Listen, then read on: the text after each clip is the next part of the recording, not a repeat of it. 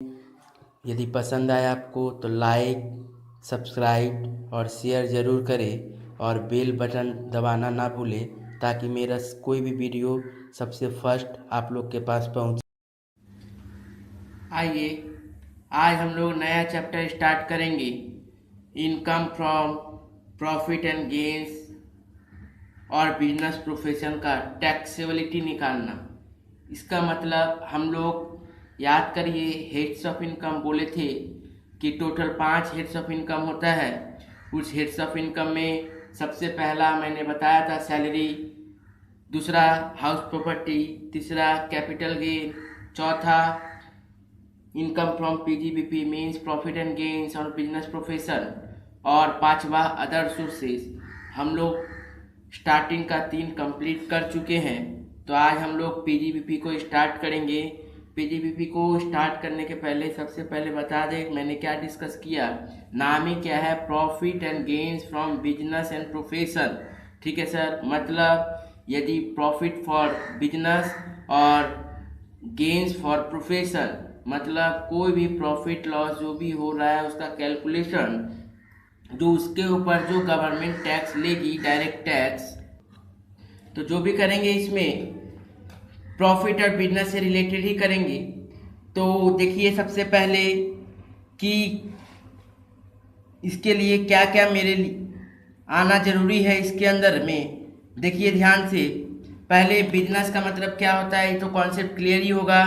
देखो, business includes any trade, commerce और manufacturer, any adventure और concern nature of the trade commerce. कोई भी जिसका मकसद बिजनेस कमाना है, कोई भी ट्रेड कॉमर्स, वो प्रॉफिट एंड गेन्स के अंदर में बिजनेस माना जाएगा। नेक्स्ट प्रोफेशन के अंदर में भी देखिए बोल दिया है, profession include vocation, profession required to purely intellectual skill and the manual skill basis of the some special learning or the qualification। ये तो नॉर्मल सा बात है, कोई भी प्रोफेशन के लिए हम लोग को लर्निंग कैपेसिटी होता है, स्पेशल क्वालिफिकेशन होता है, तभी वो प्रोफेशन वो कर पाता है। तो उसी के हिसाब से यदि उसका कोई इनकम होगा, ठीक, जैसे चार्टर्ड अकाउंटेंट, डॉक्टर, लॉयर, तो इन लोग का भी पीजीबीपी के अंदर में ही आएगा। ठीक है, नेक्स्ट देखिए, पीजीबीपी के अंदर में हम लोग याद रखिए कि पीजीबीपी जो सॉल्व करेंगे हम लोग, उसमें हम लोग 2 मेथड अपनाएंगे, एक डायरेक्ट मेथड, एक इनडायरेक्ट मेथड। डायरेक्ट मेथड मतलब क्या, क्वेश्चन में नेट प्रॉफिट नहीं दिया रहेगा और आप लोग को डायरेक्ट कैलकुलेशन करना पड़ेगा कि करेंट ईयर का नेट प्रॉफिट अंडर पीजीबीपी कितना है, मतलब प्रॉफिट या फिर गेन्स पीजीबीपी के अंदर में कितना चार्ज होगा। क्योंकि सब समय याद रखिएगा कि हम लोग अकाउंटिंग के हिसाब से जो नेट प्रॉफिट निकालते हैं उसमें हम लोग को ये भी पता है कि हाइपोथेटिकल एक्सपेंसेस बहुत सारा ले लेते हैं, जैसे रिजर्व, डेप्रिसिएशन, ठीक है, प्रोविजन, ये सब एक्सपेंसेस लेके हम लोग पीएल अकाउंट निकालते हैं, क्योंकि अज्यूम कर लेते हैं कि ये डीम टू बी एक्सपेंसेस मान के हम लोग फाइनल अकाउंट में दिखाते हैं, तब जाके नेट प्रॉफिट आता है। लेकिन टैक्स के अंदर में अजम्पशन नहीं चलता। इसका मतलब अभी आपने जो किया है पेमेंट, जो रिसीव हुआ वही लें, उससे एक्स्ट्रा आपको लेने का दरकार नहीं है। जो डायरेक्ट रिलेटेड है बिजनेस से उसी को लो, मतलब जो डायरेक्ट रिलेटेड टू बिजनेस और प्रोफेशन है उसी को पीजीबीपी के अंदर में लेंगे। इसका मतलब यहाँ पे देखो 2 अंतर आ जाएगा। अंतर क्या आएगा, एक हम लोग जो पहले नेट प्रॉफिट पीएल निकाले थे अंडर फाइनल अकाउंट मेथड, उसका और टैक्स के हिसाब से जो पीएल निकलेगा उसका, वो दोनों सेम नहीं हो सकता। तो जब दोनों सेम नहीं हो सकता तो इसको सेम करना पड़ेगा, क्योंकि हम लोग यदि फाइनल अकाउंट का पीएल ले लेंगे, जो हमको अकाउंटेंट बना के दे दिया है पीएल, वो अकाउंट प्रॉफिट को लेके हम लोग टैक्स में कैलकुलेशन नहीं दिखा सकते हैं। टैक्स कैलकुलेशन करने के लिए हम लोग को नया अकाउंटिंग प्रॉफिट निकालना पड़ेगा। तो वो उस अकाउंटिंग प्रॉफिट में बता दिया गया है कि कौन कौन सा चीज आता है, कौन कौन सा चीज नहीं आता है, कौन कौन सा एक्सपेंसेस अलाउएबल होता है। अलाउएबल मतलब ये पीजीबीपी के अंदर में प्रॉफिट एंड गेन्स जो इनकम टैक्स एक्ट है उसके अंदर में ये सब एक्सपेंसेस को माना जाता है बिजनेस से रिलेटेड, तो उसको बोला था अलाउएबल। और डिसअलाउएबल का मतलब होता है कि ये एक्सपेंसेस को हम लोग नहीं मानते हैं। डिसअलाउएबल का मतलब क्या होता है, ये एक्सपेंस को हम लोग क्या करते हैं, नहीं मानते हैं। आया बात समझ में कि ये सब एक्सपेंसेस को हम लोग टैक्स के अंदर में, पीजीबीपी के अंदर में नहीं लेंगे। तो अलाउएबल मतलब जिसको लेना है, डिसअलाउएबल मतलब जिसको नहीं लेना है। अब हम लोग बोले कि दो टाइप का मेथड होता है, एक डायरेक्ट मेथड, एक इनडायरेक्ट मेथड। डायरेक्ट मेथड मतलब जब नेट प्रॉफिट या फिर गेन्स क्वेश्चन में दिया हुआ नहीं रहेगा तो हम लोग डायरेक्ट क्या करेंगे, नेट प्रॉफिट निकालेंगे। तो जब डायरेक्ट नेट प्रॉफिट निकालेंगे तो हम लोग क्या करेंगे, टैक्स के अनुसार जो करेक्ट जो अलाउएबल चीजें है वही लेंगे, ज्यादा एक्स्ट्रा चीज लेने का दरकार नहीं है, क्योंकि टैक्स में जो बोला हुआ है कि ये एक्सपेंसेस है, फिर ये इनकम आता है, हम लोग टैक्स के हिसाब से वही सब लेंगे।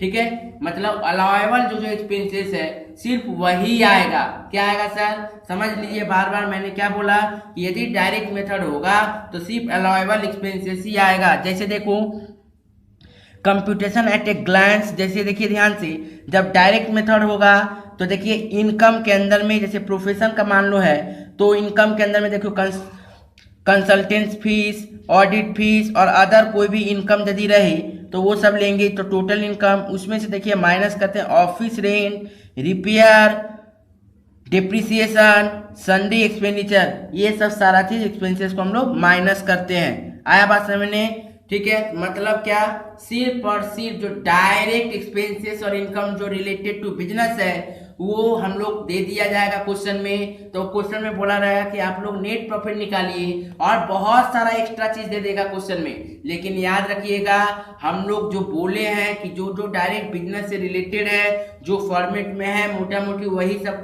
कंसीडर करिएगा। एक दो चीज एक्स्ट्रा रहेगा तो मैं अभी वो डिस्कस करूंगा। नेक्स्ट आइए इनडायरेक्ट मेथड। इनडायरेक्ट मेथड का मतलब होता है वह मेथड जिसमें क्या है, नेट प्रॉफिट तुम लोग को दे दिया है निकाल के, मतलब फाइनल अकाउंट के द्वारा पीएल अकाउंट बन के तुमको दे देगा बनाकर कि देखो ये नेट प्रॉफिट है, ये चीज हम लोग लिए हैं, मतलब उसमें डेप्रिसिएशन, प्रोविजन, बहुत सारा चीजें रहेगा जो तुमको दिखा देगा कि ये चीज हम लोग लिए हैं। तो ये चीज तो बोल देगा कि हम लोग देखिए ये चीज निकाल के नेट प्रॉफिट निकाले हैं। मैंने अभी क्या बोला, मैंने अभी बोला कि फाइनल अकाउंट का जो पीएल अकाउंट है, जो हम लोग फिनेंशियल अकाउंटिंग मेथड से सीखते हैं, और डायरेक्ट टैक्स के हिसाब से जो प्रॉफिट निकलेगा, उन दोनों में बहुत अंतर है। मतलब फाइनल अकाउंट का प्रॉफिट में बहुत सारा एक्सपेंसेस ले लेते हैं, लेकिन वो सब एक्सपेंसेस टैक्स के अनुसार नहीं लिया जाएगा।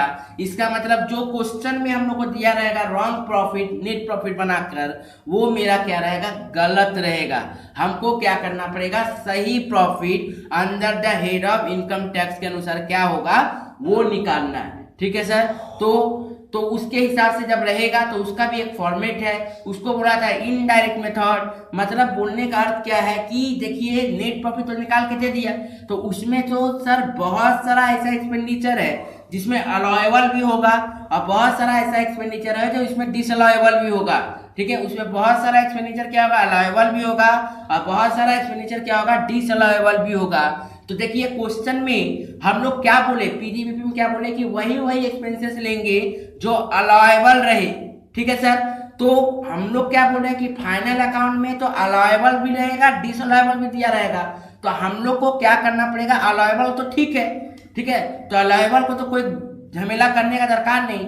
हम लोग कैलकुलेशन क्या किसका करेंगे, इनडायरेक्ट मेथड में डिसअलाउएबल का क्या करेंगे, डिसअलाउएबल का कैलकुलेशन करेंगे। किसके अंदर, इनडायरेक्ट मेथड में डिसअलाउएबल का कैलकुलेशन करेंगे। मतलब यदि पीएल अकाउंट में जो चीज नहीं आना चाहिए था हम लोग का, वो चीज ले लिया एक्सपेंस साइड में, मतलब माइनस करके रखा है, तो यहाँ पे क्या कर देंगे, ऐड कर देंगे। मतलब उल्टा, यदि वहां पे एक्सपेंस हुआ है तो यहाँ पे ऐड करना पड़ेगा, और वहां पे यदि इनकम हुआ है, डिसअलाउएबल है, तो उसको क्या करेंगे, लेस करेंगे। आया बात समझ में? इनडायरेक्ट मेथड में क्या करना है, सिर्फ डिसअलाउएबल का काम करना है जो ले चुका है फाइनल अकाउंट के अंदर में। मतलब फिनेंशियल अकाउंटिंग मेथड के अंदर में जो एक्सपेंसेस और इनकम का काम ले चुका है, लेकिन वो पीजीबीपी के अंदर में डिसअलाउएबल है, उसी का काम को ऐड बैक करेंगे। ऐड बैक करना मतलब यदि एक्सपेंडिचर है तो उसको ऐड कर दो, मतलब वहां पे लेस हुआ था तो यहाँ पे ऐड, और इनकम है तो वह लेस कर दो, मतलब वहां पे ऐड हुआ था तो यहाँ पे क्या करना पड़ेगा,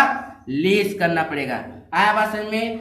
लेकिन कुछ ऐसा भी तो केसेस हो सकता है कि कुछ अलाउएबल एक्सपेंडिचर था, कुछ कुछ अलाउेबल एक्सपेंडिचर था जो पीएल में नहीं दिखाया, मतलब फाइनल अकाउंट के अंदर में नहीं दिखाया, तो अलाउेबल एक्सपेंडिचर को फिर पीजीबीपी के अंदर में क्या करेंगे, ऐड करेंगे। यदि वो अलाउेबल एक्सपेंडिचर यदि फाइनल अकाउंट में दिखाया हुआ नहीं है। ये चीज डिस्कस होगा ज्यादा क्लियरली और ज्यादा जब सम्स में जाएंगे। अभी हम लोग आज सिर्फ फॉर्मेट और क्या क्या अलाउेबल है, क्या क्या डिसअलाउेबल है, वही सब समझिएगा और ध्यान से देखिएगा कि क्या क्या अलाउेबल है, क्या क्या डिसअलाउेबल है, उसको ध्यान से पढ़िएगा। जरूरत पड़े तो कॉपी में उतार लीजिएगा, क्योंकि पूरा सम्स आज का क्लास के ऊपर ही डिपेंड है। आज जिसको समझ में आ गया वो पूरा अगला तीनों क्लास, चारों क्लास पूरा खुद से बनाएगा, और जिसको नहीं समझ में आएगा वो एक भी सम्स नहीं बना पाएगा। तो ध्यान से देखिए। तो पहले मैं इनडायरेक्ट मेथड का फॉर्मेट भी दे देता हूँ, उसके बाद मैं अलाउेबल और डिसअलाउेबल का एक्सपेंडिचर दिखाता हूँ। उसके पहले इनडायरेक्ट मेथड का फॉर्मेट के पहले अलाउेबल डिसअलाउेबल ही दिखा देता हूँ, नहीं तो आप लोग ज़्यादा कन्फ्यूजन रहेंगे। देखिए ध्यान से क्या बोला गया, जनरल डिडक्शन सेक्शन 37(1), इसके अंदर में देखिए क्या बोला, any expenditure which is not specified provided in any provisions of the act fulfil following the condition allowed as deduction. मतलब कि ये सब चीज जो लॉसेस है इसको हम लोग क्या करेंगे, डिडक्शन मानेंगे, अलाउ करेंगे मतलब कि एक्सपेंसेस मानेंगे, लॉस मानेंगे, किसके अंदर में, इनकम टैक्स के अंदर में। ठीक है सर, देखिए क्या क्या, इट मस्ट बी रियल और notional fictitious leave to the distributed profit. Notional होना चाहिए, मैंने करेंट ईयर से प्रॉफिट जो मस्ट बी एक्सपेंसेस रहना चाहिए। नेक्स्ट इट मस्ट बी, इसका दरकार नहीं है। नेक्स्ट देखिए, it must be have been the incurred in the previous year, current previous year में इनकर्ड होना चाहिए। नेक्स्ट देखिए, it must not be personal expenditure, कोई भी ड्राइंग रहेगा तो नहीं होगा। ठीक है सर, ड्राइंग रहेगा तो नहीं होगा, क्लियर है। नेक्स्ट देखिए, it must B not be capital expenditure. Capital expenditure का मतलब कि कोई भी वैल्यू ऑफ एसेट्स परचेज कर रहे हैं, ठीक है, तो कोई भी कैपिटल एक्सपेंडिचर जो रेवेन्यू नहीं है, लॉन्ग टर्म के लिए कोई एक्सपेंडिचर यदि किए तो वो भी नहीं आएगा। ड्राइंग नहीं आएगा, कैपिटल एक्सपेंडिचर नहीं आएगा, करेंट ईयर से एसेट्स रिलेटेड रहना चाहिए। फिक्टिटियस एसेट्स का, फिक्टिटियस एक्सपेंसेस का कोई चीज नहीं रहना चाहिए। नेक्स्ट आइए, अब हम लोग क्या करेंगे, इट मस्ट बी, और एक चीज देखिए, हाँ अब आइए हम लोग नेक्स्ट देखिए, नेक्स्ट पार्ट में क्या बोला है, following are the instance expenditure allowed under this section. मतलब कौन कौन सा एक्सपेंडिचर अलाउेबल है, कौन कौन सा एक्सपेंडिचर अलाउेबल है। तो ध्यान से देखिए क्या दिया, एडवर्टाइजमेंट एक्सपेंडिचर आएगा, लेजिस्लेशन एक्सपेंडिचर आएगा, लीगल चार्जेस, कोई भी फाइनेंशियल इंस्टीट्यूशन के साथ लोन लेने में, कोई क्लाइंट के साथ लड़ने में, कुछ झमेला करने में, कॉन्ट्रैक्ट केस करने में, यदि हम लोग को कस्टमर पैसा नहीं दे रहा तो उसके साथ कॉन्ट्रैक्ट, उसके साथ झगड़ा कर रहे हैं तो कोर्ट में लड़ रहे हैं, तो ये सब जो भी लीगल चार्जेस रहेगा आएगा। Next commission paid selling agent आएगा। दिवाली और मुहूर्त का कोई भी एक्सपेंसेस होगा, दिवाली एक्सपेंसेस, बोनस वोनस देंगे तो आएगा।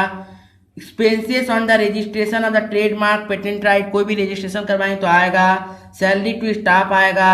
Damage paid of the failure to the contract of time, कोई भी डैमेजेस यदि रहेगा जो हम पेमेंट नहीं कर पाए, कॉन्ट्रैक्ट पूरा नहीं कर पाए बोल के हमको डैमेज भरना पड़ा है तो वो भी एक्सपेंडिचर आएगा, बिजनेस का ही पार्ट है। नेक्स्ट इंटरटेनमेंट एक्सपेंसेस आएगा। Interest on delayed sale tax, देखिए कोई यदि बिजनेस से रिलेटेड टैक्स है वो यदि हम लोग डिले कर रहे हैं, याद रखिएगा सेल टैक्स है, सेल टैक्स, वैट, जीएसटी, ये सब यदि रहेगा, ठीक है ना, तो उसका यदि डिले पेमेंट किए तो उसके बाद यदि इंटरेस्ट है तो आएगा, ठीक है, लेकिन अलाउेबल है। लेकिन एक्सपेंडिचर यदि मान लीजिए इनकम टैक्स के ऊपर आएगा, नीचे हम दिखाएंगे तो आएगा, नहीं आएगा वो। ये देखिए annual listing fees, stock exchange से कोई यदि एनुअल फीस ले रहा है, कैश स्टोरेज माने शॉर्टेज हो गया, चोरी हो गया, ठीक है सर। नेक्स्ट एक्सपेंडिचर, कोई temple, factory, premises, recreation of the employ लोग के लिए, फैक्ट्री के अंदर में कोई मंदिर उंदिर बना रहे हैं उसके लिए यदि कुछ खर्चा कर रहे हैं तो। Next expenditure incurred in the issue of the bonus share, royalty paid, legal expenditure of the against the income tax authority, file suit against किसका, इनकम टैक्स अथॉरिटी यदि हुआ तो हम लोग को वो आएगा। इसमें रेंट टैक्सेस जो भी रहेगा, रेंट टैक्सेस, बोनस, सैलरी, ठीक है सर। इम्प्लॉय का यदि कुछ भी यहाँ पे जैसे मान लीजिए बिजनेस से रिलेटेड रेंट रहा, टैक्सेस रहा, सैलरी का बोनस रहा, तो दिया ही है कमीशन वमीशन, फिर भी हम बोल दे रहे हैं सैलरी बोनस ये सब भी इसके अंदर में आएगा।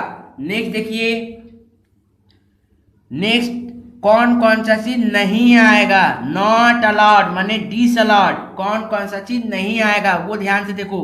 सबसे पहला क्या है, लेजिस्लेशन एक्सपेंसेस और द रजिस्ट्रेशन ऑफ शेयर, ठीक है ना, लिटिगेशन एक्सपेंसेस जो भी होता है शेयर का रजिस्ट्रेशन कराने के लिए यदि कोई एक्सपेंसेस दे रहे हैं तो वो हम लोग नहीं लेंगे। नेक्स्ट देखिए, fees paid for the increase of the authorised capital, यदि कोई पेमेंट ऑथराइज्ड कैपिटल बढ़ाने के लिए यदि कोई पेमेंट करे वो नहीं आएगा। Next, penalty and damages for the connection of the infringement of law, law से रिलेटेड यदि हम लॉ को कोई तोड़े हैं उसके चलते यदि कुछ हो रहा है उसके चलते वो भी अलाउएबल एक्सपेंसेस नहीं है, डिसअलाउड के अंदर में। Next, registration expenses of the company time registration, यदि रजिस्ट्रेशन दे रहे हैं कंपनी का time registration, time of registration करने के लिए। Next, expenditure of the raising equity share, equity share preference share को बढ़ाने के लिए यदि हम कोई एक्सपेंडिचर किया नहीं आएगा। Expenditure of the shifting the registered office, office एक जगह से दूसरा जगह शिफ्ट कर रहे हैं तो ये कैपिटल एक्सपेंडिचर होगा तो ये भी इसमें अंदर नहीं आएगा। नेक्स्ट देखिए, इंटरेस्ट और penalty paid under the income tax, income tax के हिसाब से यदि कोई टैक्स पेनाल्टी या फिर इंटरेस्ट देना पड़ रहा है तो ये नहीं आएगा, ध्यान से सुनिए, यह नॉट में आया है। वही यदि sale tax, VAT, GST UST रहता तो वो अलाउएबल है। नेक्स्ट देखिए, fine paid by the traffic offence, ठीक है, मान लिए जा रहे हैं ट्रैफिक के गलती के कारण हम कुछ पेमेंट नहीं, फाइन लग गया मेरे ऊपर तो वो बिजनेस का एक्सपेंसेस नहीं होगा, गाड़ी वाला गलत तरीके से चलाया। Next, payment made for the acquisition of goodwill, यदि कोई गुडविल यदि एक्विजिशन करने के लिए हम लोग को पेमेंट कर रहे हैं तो ये भी कैपिटल एक्सपेंडिचर का इनकम है, एक्सपेंडिचर है, तो इसका भी हम लोग काम नहीं करेंगे, मतलब नॉट अलाउएबल है, ठीक है। और कुछ एक्स्ट्रा चीजें हैं लॉस का, वो भी मैं दिखा दे रहा हूं आप लोगों को।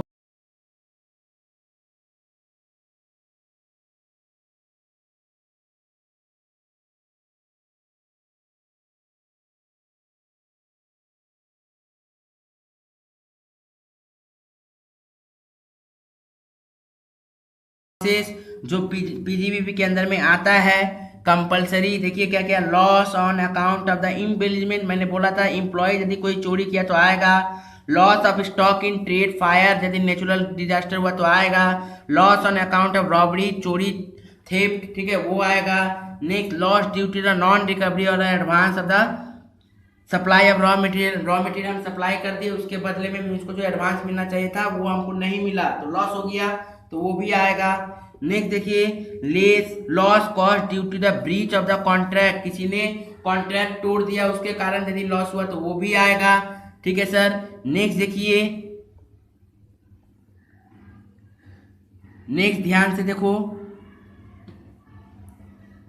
अदर डिडक्शन के अंदर में कौन कौन सारा डिडक्शन है देखो।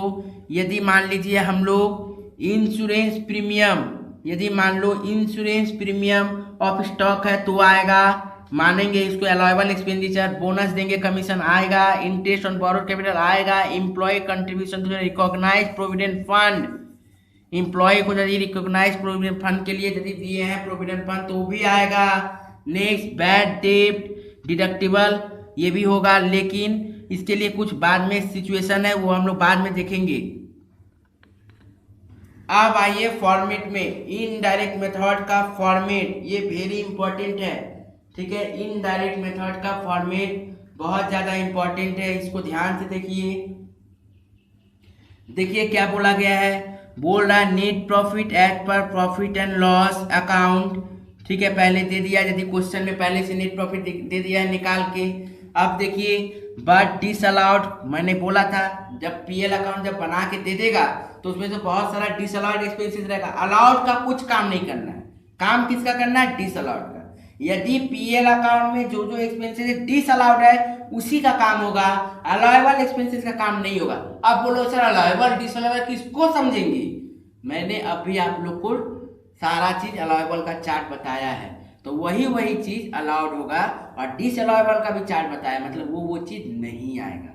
आया बात समझ में, ठीक है। तो देखिए डिसअलाउड के अंदर में क्या क्या होता है, इनकम टैक्स नहीं आएगा, डेप्रिसिएशन एज पर बुक्स मतलब पीएल अकाउंट के हिसाब से जो रहेगा वो नहीं आएगा। ठीक है sir. Next sir, legal charges penalty for the fraction of the law. ठीक है ना, लॉ यदि तोड़े हैं उसके चलते यदि हम लोग को लीगल चार्ज पेमेंट करना है वो भी नहीं आएगा।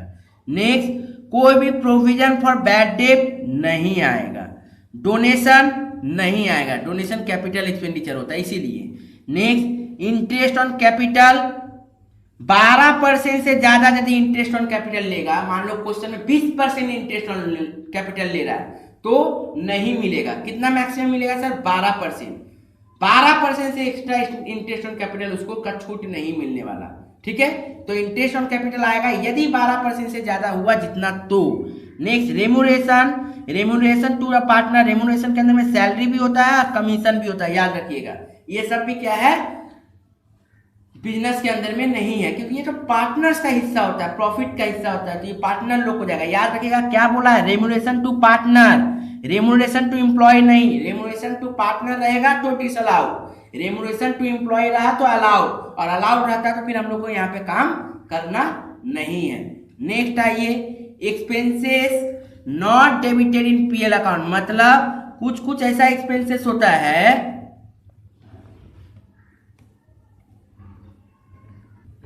अब देखिए क्या बोला, expenses not debited to PL account, मतलब जो अलाउड था, देखो ध्यान से, अलाउड था लेकिन वह पीएल अकाउंट में नहीं दिखाया। अलाउड था लेकिन पुराना जो पीएल अकाउंट जो फाइनल अकाउंट में बना हुआ है उसके तहत में वो दिखाया ही नहीं। वैसा क्या क्या है सर, देखिए, यदि साइंटिफिक रिसर्च के लिए यदि कैपिटल एक्सपेंडिचर हुआ तो उसको हम लोग अलाउएबल मानते हैं।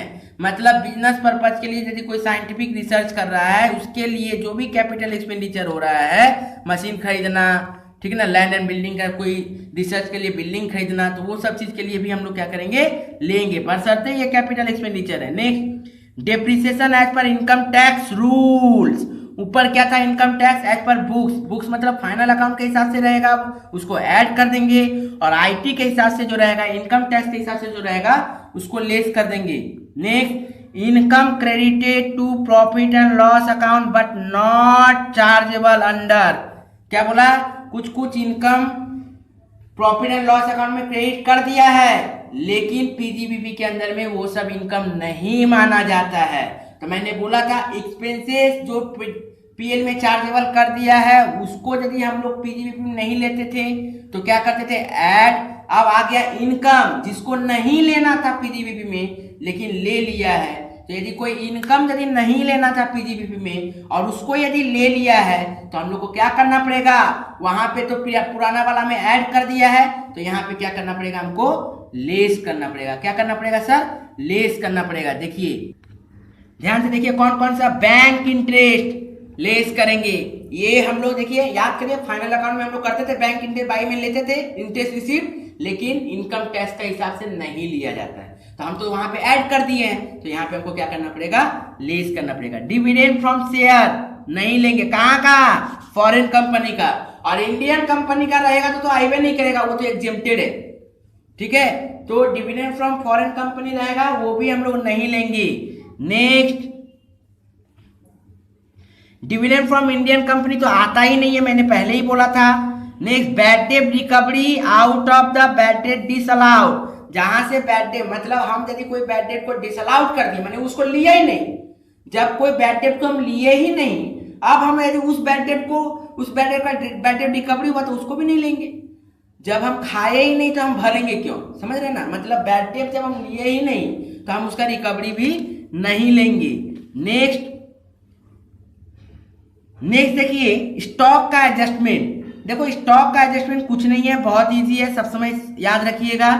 यदि over valuation of opening stock होगा तो ऐड के अंदर में क्या क्या आएगा, over valuation of opening stock और under valuation of closing stock, मतलब मैं शॉर्ट में दिखा दे रहा हूं, ऐड के अंदर में क्या आया, यदि ओपनिंग स्टॉक ओवर हुआ और क्लोजिंग स्टॉक लोअर हुआ माने कम हुआ, यदि ऐड में कौन कौन आएगा, ओपनिंग स्टॉक यदि ज्यादा हुआ तो, या फिर क्लोजिंग स्टॉक कम हुआ तो, ऐड में क्या आएगा, ओपनिंग स्टॉक ओवर हुआ तो, ओवर वैल्यूड हुआ तो, और क्या आएगा, क्लोजिंग स्टॉक अंडर हुआ तो। मतलब ओपनिंग स्टॉक में डायरेक्ट बढ़ा तो बढ़ा देंगे, कमा तो कमा देंगे, लेकिन क्लोजिंग स्टॉक में कम, उल्टा। मतलब ओवर है क्लोजिंग स्टॉक में, अंडर है तो ऐड, और ओवर है तो लेस। जैसे देखिए लेस के अंदर में क्या है, लेस के अंदर में under valuation of opening stock, मतलब ओपनिंग स्टॉक क्या हुआ, कम गया। और क्या होगा, लेस के अंदर में क्लोजिंग स्टॉक का क्या होगा, ओवर वैल्यूएशन, ऐड। ठीक है सर, तो उसका भी काम हम लोग क्या करेंगे, ऐड लेस कर देंगे। क्या करेंगे सर, ऐड लेस करेंगे।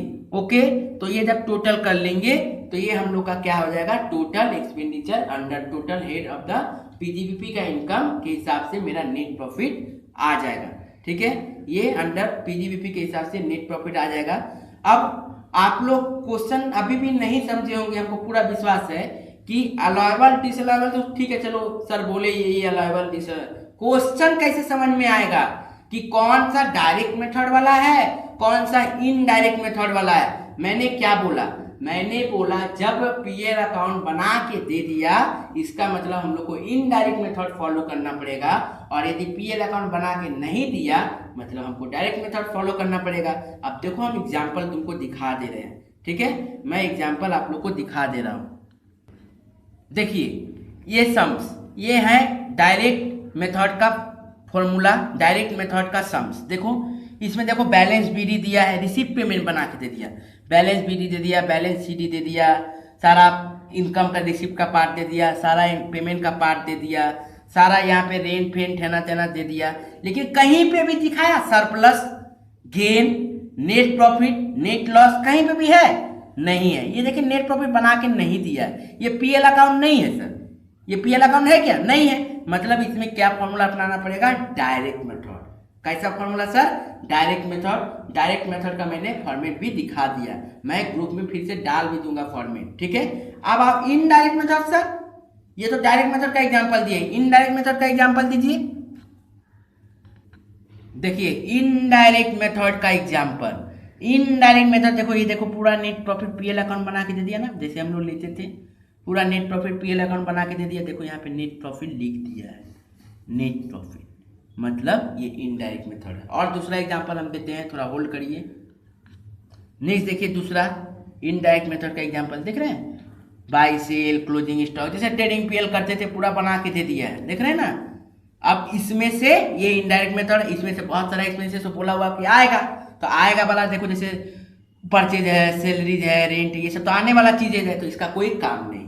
और नहीं डिसअलाउड कौन कौन है, देखो ये सब depreciation, salary of mister x, provision है ना, तो ये सब चीज का कोई काम ही नहीं था, मतलब डिसअलाउड था। तो ये सबको क्या करेंगे हम लोग, ऐड करेंगे। नेक्स्ट दिन जब सम्स करेंगे तो डिटेल्स में समझाएंगे। आज थ्योरेटिकल चीज था, सिर्फ फॉर्मेट समझाना था, फॉर्मेट देख लिए हैं। अब हम लोग नेक्स्ट दिन जब सम्स करेंगे तो उसको ध्यान से देखिएगा। लेकिन आज मैं जो जो फॉर्मेट का फोटो खींच के दे दूंगा और जो जो चीज थ्योरी का टिक करके दे दूंगा, आप लोग उसको उतार लीजिएगा, क्योंकि आज का ही क्लास के ऊपर पूरा अगला तीनों क्लास डिपेंड है।